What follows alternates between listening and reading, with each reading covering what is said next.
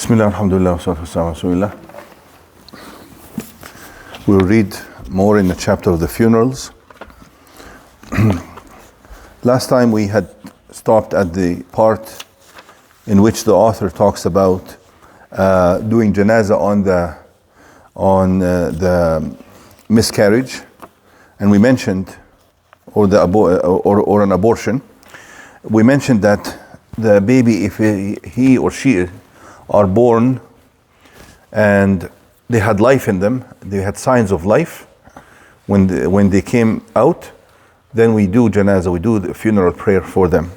Or if they actually came out dead, but they had passed 4 months in the womb, we still do the janazah. That is seems to be the most reasonable and sound opinion on this matter, because we know that after 4 months the fetus is alive already, according to the Islamic law, according to the hadith of the Messenger sallallahu alaihi wasallam. Then the next point is if only part of the deceased is found, such as somebody who died in an explosion or a plane accident or something, do we do janazah on that part that was found, an arm or a leg or any piece of the body? Some scholars like Imam Abu Hanifa said that we do not do janazah because we find this part, then we do janazah, then we might find another part, have to do another janazah, and so on. But the stronger opinion is that yes, we do janazah on this part, and if we found another part, there's no harm in doing another janazah. It's better and more blessing and more dua, more supplication for the deceased. There's nothing wrong with that. And we know that the Messenger ﷺ has done repeat janazah on some people, as we will see. So doing repeat janazah prayer is not, there's nothing wrong with that. It's not a mistake at all. Is it permissible to do the funeral prayer at the grave itself, at the grave? I'll mention a hadith for this on this matter. عن أبي هريرة أن رجلا أو امرأة كان يقم المسجد. There was a man or a woman who used to clean the masjid, clean the mosque at the time of the Messenger صلى الله عليه وسلم. فمات ولم يعلم النبي صلى الله عليه وسلم بموته فذكره ذات يوم. So that person died, and the Messenger صلى الله عليه وسلم did not know that he had passed. And then he just paid attention to that matter. He says, where is this person? He hasn't seen him in a while. فقالوا ذات يوم ما فعل ذلك الإنسان؟ قالوا مات يا رسول الله. قال أفلا أذنتموني. They said to him that he has died or she has died. And then he says, why didn't anyone inform me? فقالوا إنه كان كذا وكذا. قال فحقروا شأنه. يعني they said he's just a person who cleans the masjid. They felt that.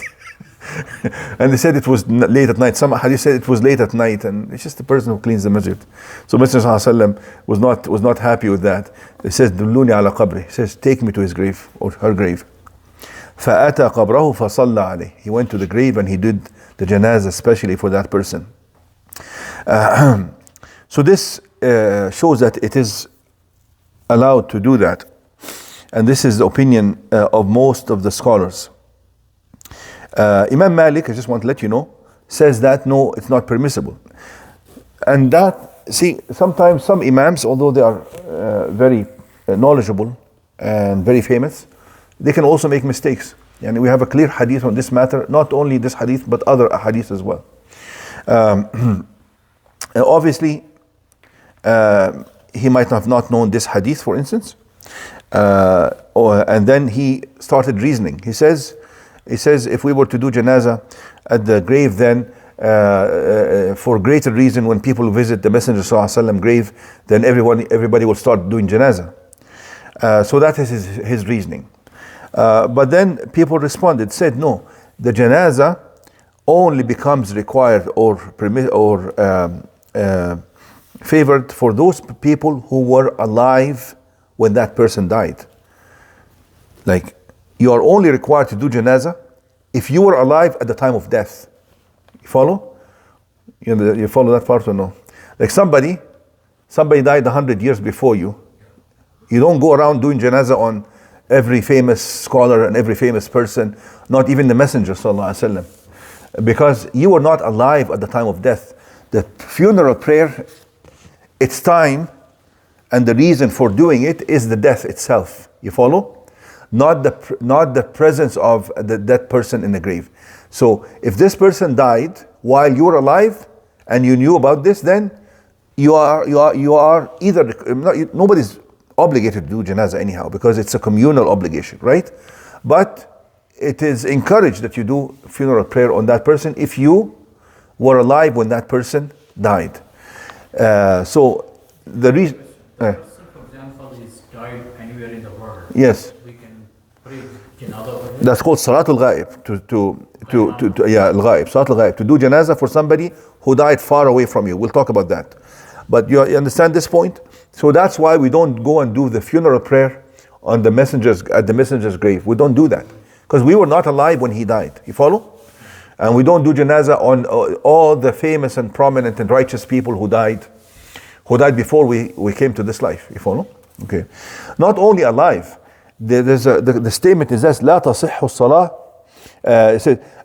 قال تصح الصلاة بشرط أن يكون هذا المدفون مات في زمن يكون فيه هذا المصلي أهلا للصلاة. What's the difference here? Eligible for prayer. You have to be eligible to do the Salat al-Janazah when this person died. If you were a baby, for instance, and he died at that time, you're not eligible to pray for that person. You follow? So it means you're alive and you're eligible for prayer. You follow? Okay. Imam Abu Hanifa says,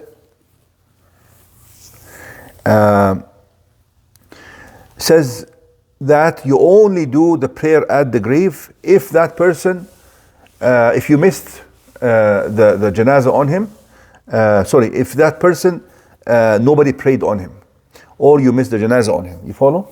But actually, no, you're allowed to do janazah at the grave for somebody who has already received the funeral prayer by some other people. You're allowed to go and do the funeral prayer. Just by yourself? Yes, or just by yourself. So let's say somebody you love died in your country and you were here, for instance, and they do janazah and everything, they buried him. You go home, you can do janazah on that person. You do funeral prayer at the grave. This is what the Messenger ﷺ did. كان من هديه صلى الله عليه وسلم إذا فاتته الصلاة على الجنازة صلى على القبر فصلى مرة على قبر بعد ليلة ومرة بعد 3 ومرة بعد شهر. So Prophet ﷺ did it multiple times. One time after 1 night, one time after 3 nights, one time after 1 month. ولم يوقت في ذلك وقتا, and there was no specific time limit for when you can go on. Let's say you missed that person 2 years later, you can still do janazah. You follow? Imam Ahmad says something very nice here. He says من يشك في الصلاة على القبر. He says no one should doubt the permissibility of praying janazah at the grave. يروى عن النبي صلى الله عليه وسلم أنه كان إذا فاتته الجنازة صلى على القبر من 6 أوجه كلها حسان. He says it is well documented that the Messenger صلى الله عليه وسلم has done that when he has missed the funeral prayer, and this has been narrated from 6 different pathways of narration. 6 different awjuh means that different incidents narrated by different people. You follow? So we have no doubt that this has actually taken place and he has done it. Now,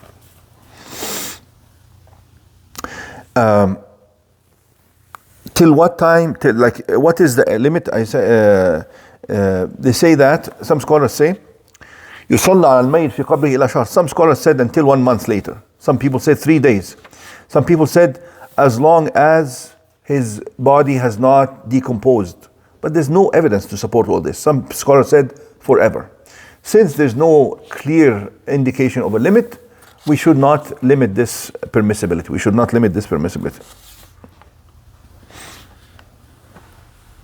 But you have to know that yes, many scholars said up to 1 month. Okay, but and maybe they said that because Prophet ﷺ did it after 1 night, 3 nights, and after 1 month. That's what they documented. But let's say another incident happened during his life. If 6 months later, if it happened, then they would have said 6 months. You follow? This is just like the Jum'ah prayer. They said, oh, you cannot do Jum'ah prayer except with 12 people, because the least number that prayed with the Messenger ﷺ, for instance, was 12 one time. But that's just by coincidence. That's by qadar. Those are the number of people who were available at that time. You follow? If the least number that did it with him by coincidence was 100, then he would have said 100. You follow? then it would have been very difficult. We won't pray Jum'ah here. Anyhow, As-salatu al-ghaib is the next part, but inshallah we'll stop here. I don't want to make it too long. Salatu al-ghaib, to pray. You know what? It's not long. Let me just tell you the ruling on this.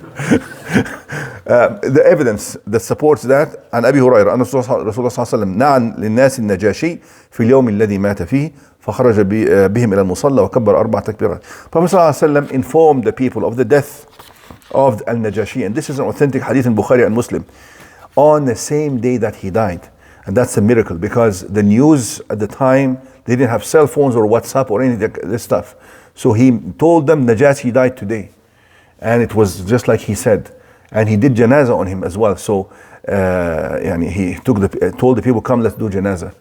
And that alone, for him to do that, he's 100% sure that the news is delivering to him. Because let's say he died a different day. What will happen when the people come from Ethiopia and tell, so he's still alive? The whole religion will be, the whole religion will go.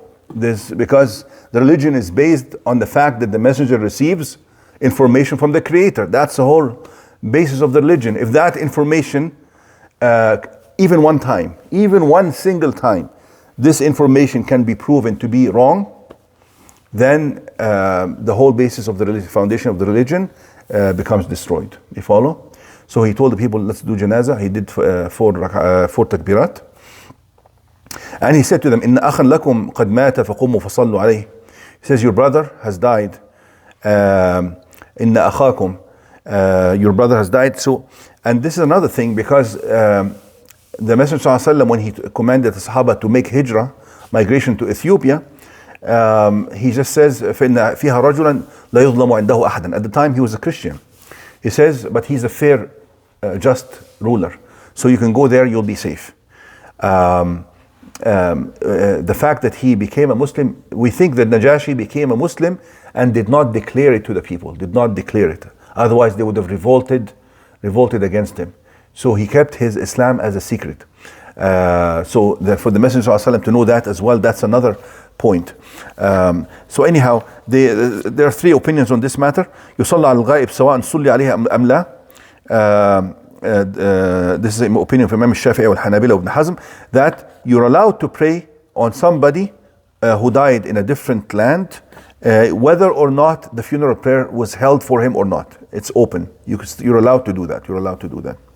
Some scholars said, no, you're not allowed to do that at all. And that is the opinion of Imam Malik, again, or Imam Abu Hanifa, although there's a hadith on this matter. And their justification is that they said, this is something that is special for the Messenger ﷺ, because it was miraculous that he knew about it. It was miraculous that he knew about it, but it's not miraculous to do the janazah, right? Knowing about it, just for him to know that piece of information, that's the miracle right there. That is special for the Prophet. But he did the janazah and everybody else did the janazah with him, right? So that opinion is actually a weak opinion, although it's the opinion of Imam Malik, Imam Abu Hanifa. You follow? The third opinion is that you do janazah on the person who died in a different land if nobody prayed on him on that land. And that is the opinion of Imam Ibn Taymiyyah wa Ibn al-Qayyim. And they said, and that's because they limited it to the scenario that happened for Najashi. He kept his Islam as a secret. Obviously nobody prayed janazah for him. And that is why they said the Messenger ﷺ prayed for him. But the author here feels that the stronger opinion is the opinion of Imam al-Shafi'i والحنابلة, مذهب Imam Ahmad وابن Hazm, that you're allowed to do the janazah funeral prayer on somebody who died in a different land openly, whether he received the prayer from the Muslims in that land or did not receive the prayer from the Muslims. You follow? And that makes it very easy. We don't have to argue, because you see arguments happening in masajid sometimes that people want to do with Salat al-Ghaib, and some people say, no, they already prayed on him. That there's more than one opinion on this matter, and it's open. So when there's more than one opinion, and this is actually the opinion of major schools, like I mentioned 3 big schools of Islamic law, al-Shafi'iyya wal-Hanabila wal-Zahiriyya. Okay, we'll stop here.